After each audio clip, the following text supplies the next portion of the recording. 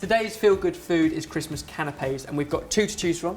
Some homemade blinis we're going to make with yeast, milk, 2 types of flour, egg and creme fraiche, with a topping of cranberry and horseradish and some beautiful roses of smoked salmon. And Ruth, you're going to help me with that one. Oh, good. And secondly, we've got a homemade mushroom duxelle, which is like a pate, made with shallot, garlic, a touch of brandy, and we'll serve that on a sesame croûte. Jamie, you're in charge of that one. Fantastic. To start with though, our blinis. So this is the dried active yeast, and just some milk we've warmed up in the microwave for 30 seconds or so. That's going to go in there, just to activate it. And then we're going to put all the rest of the ingredients into a bowl. If you can put both of our flours first into the bowl. The creme fraiche.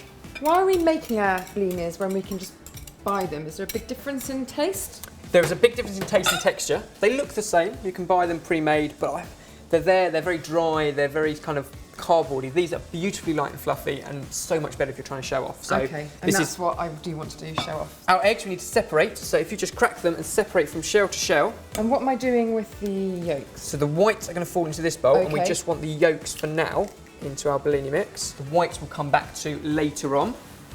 And if you can just whisk that up with a pinch of salt and pepper. So I suppose Christmas is the sort of time when you do have friends round for parties and there's lots of stuff going on, so these would be perfect for that, wouldn't they? Yeah, and you've got a bit of extra time, so you can go to the effort of making these and they can be absolutely perfect. I think it is a lot more impressive if you can make something yourself rather. You can tell, can't you, when it's shop bought and when you've put a little bit of effort into it. Just turn up with a prawn ring or something. Sausage rolls. Sausage rolls. So I'm kind of making a batter, really.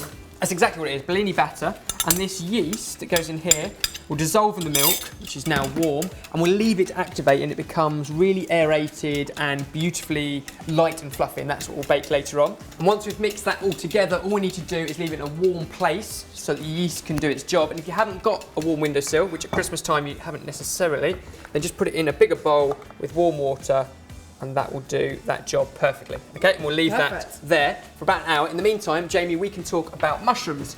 Yes. Starting off with shallot and garlic, we're going to make an awesome mushroom pate. So if you can peel and dice those. Yep. So these are the base flavours to our pate. Fantastic vegetarian canapé. I always think of pates as being just incredibly difficult and complicated to make.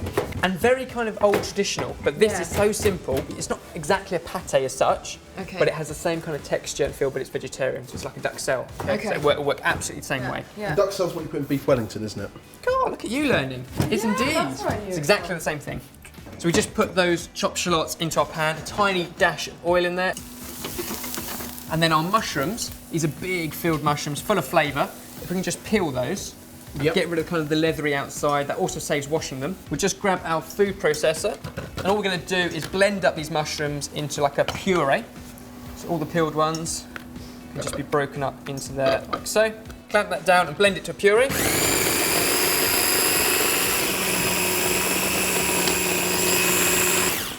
Why are you blending them before you cook them? Why can't you cook them, make them all nice and mushy and then blend it up?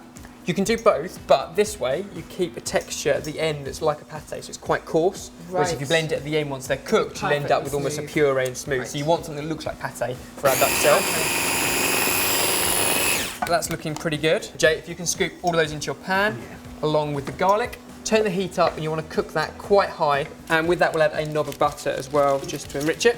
Nice. A bit of salt, a bit of pepper. Lovely.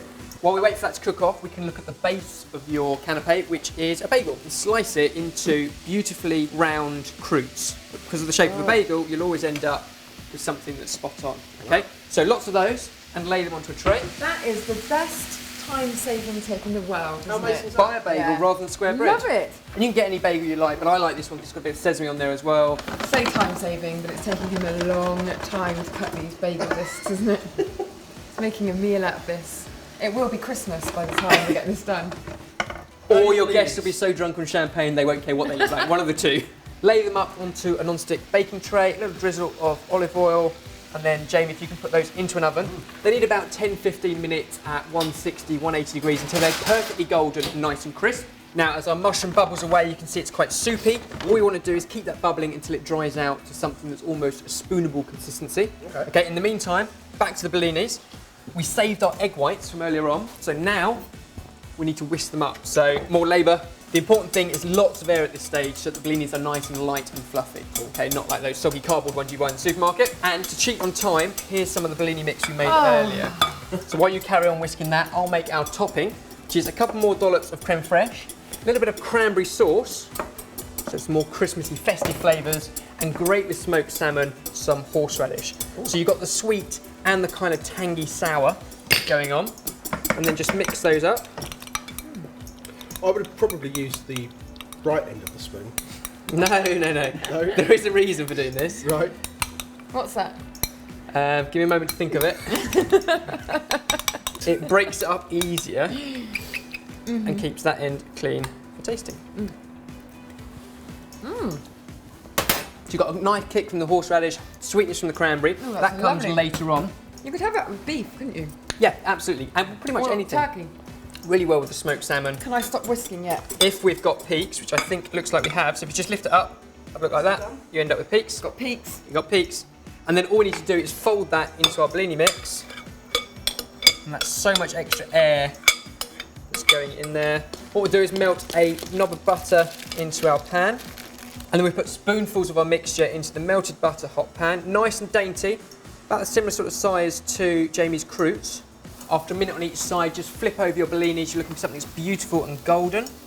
They're quite delicate, aren't they? Jamie, into your pan now, we can add in our brandy and then take it off the heat as soon as that brandy's cooked out and leave it there to cool down. And we've got so much of this beautiful batter that we can keep making plenty of them. In fact, Ruth, if I can leave you to keep an eye on those and flip them after about a minute, Jamie and I are going to finish off our amazing mushroom duxelle. Lovely. So we've got some chives. If you can just chop that up nice and fine, and we'll grab our croûtes out of the oven. Look at those, nice and crispy and golden now. Beautiful. This is on quite a low heat, isn't it? You don't want the butter to burn, because if you get the butter up too high a temperature, it will burn, it will go bitter, and that's a sort of a colour that you don't want. So quite slow, but you can see as they cook, the bubbles form, and that's what keeps them really, really light. We can start to dress our mushroom duxelle canapés now. The perfect consistency, just to pass from spoon to spoon. There's a name for that, is there a fancy name? Quenelle. Quenelle, that's it. And then once I finish that, all you need to do is sprinkle it with a generous amount of chives. And there we go, the perfect hot or cold mushroom duxelle canapé. So our bellinis can come out of the pan now, and I'll show you the finishing touches on our salmon roses. Take strips of smoked salmon, then fold over the bottom so it's twice as thick on the bottom as it is on the top, and then just roll from one end to another. And they will stand up as perfect little salmon roses, okay? We've got this fantastic creme fraiche with cranberry and horseradish. It can sit on there, and then some of that beautiful salmon rose. What's the garnish that's going in the top of the rose? Well, this is some fantastic thyme, but you could do some dill or some parsley, whatever you've got to hand. We can start to plate these up. You can bring your mushroom ones over as well, Jay, if you put those in between. It's all about colours, textures and flavours. Only one thing left to do, have a taste. Oh, fantastic. Thank you.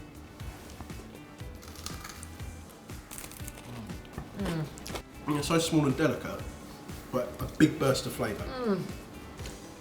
Just one mouthful, which makes them dainty and beautiful. That's incredible. Which is exactly what we're looking for. It's the perfect balance. If you want all the details of the recipe and ingredients, then head to sortedfood.com. And for more feel-good food, don't forget to subscribe to Body Talk.